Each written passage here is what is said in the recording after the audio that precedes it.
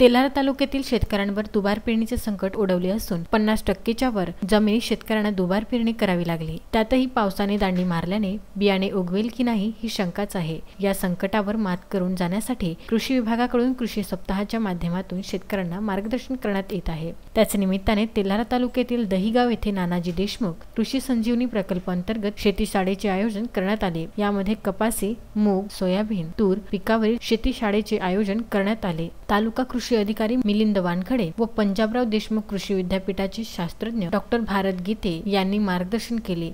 तालुक्यामध्ये खूप शेतकऱ्यांनी सोयाबीन व्यवस्थित उगवली नसल्याबद्दल तक्रारी केल्या होत्या आणि त्या अनुषंगाने कृषी विभागामार्फत प्रत्येक शेतामध्ये जाऊन त्या उगवणीच्या कारणांची तपासणी करण्यात येत आहे। यामध्ये प्रामुख्याने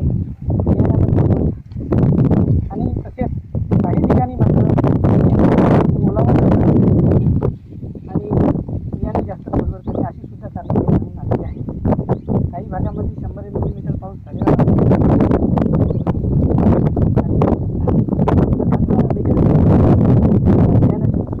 दोषामुळे सुद्धा उगवण व्यवस्थित झाल्याचे आढळून आलेले नाही। याबाबतचा अहवाल तयार करण्याचे काम कृषी विभागाला